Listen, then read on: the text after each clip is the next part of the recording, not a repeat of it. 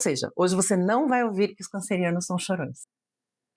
Câncer é o primeiro signo de água do zodíaco. Água, fonte da vida, símbolo das nossas emoções, a nossa essência, pois a gente sabe que ela compõe de 50 a 80% do nosso organismo. Quase 3/4 da Terra, da superfície da Terra, é composto por água. Os rios, os lagos, os oceanos. E chegando então às areias das praias, nós temos o caranguejo, símbolo de Câncer.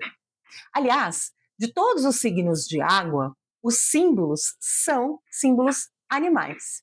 O que significa isso?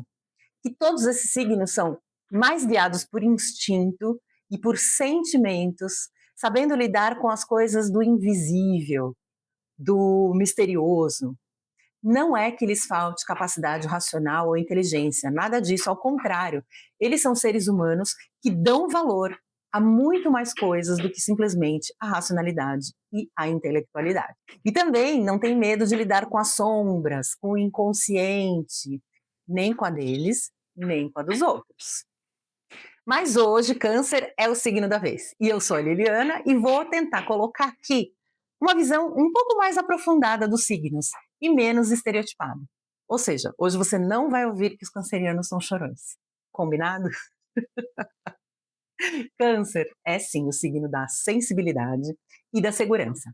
Regido pela grande mãe Lua, os filhos cancerianos, assim como ela, também podem exibir várias fases num curto período de tempo.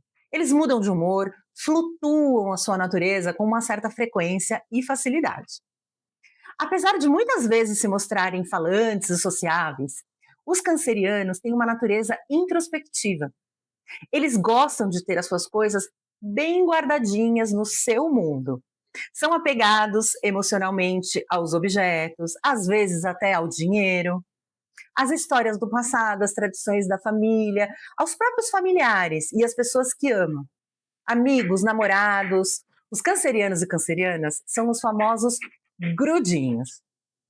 Isso tudo não porque são apegados e têm a necessidade de possuir, mas por um certo conforto e estabilidade emocional.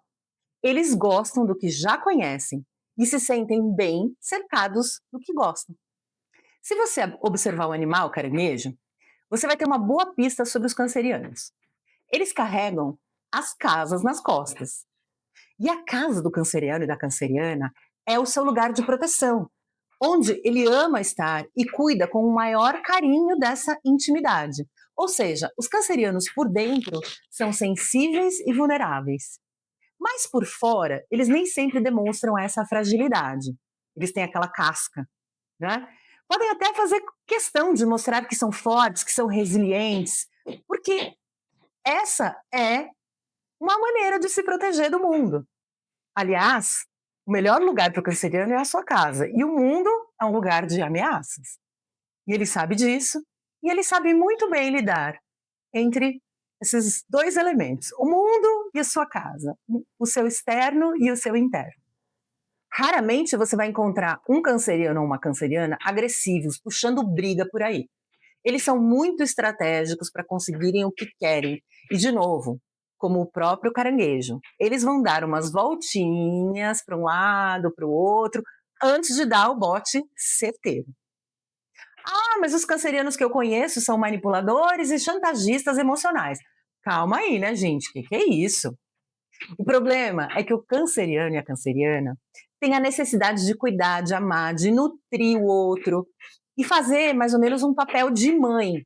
Isso eu estou incluindo os homens e as mulheres que não são nada maternais, que podem até não se tornar mães.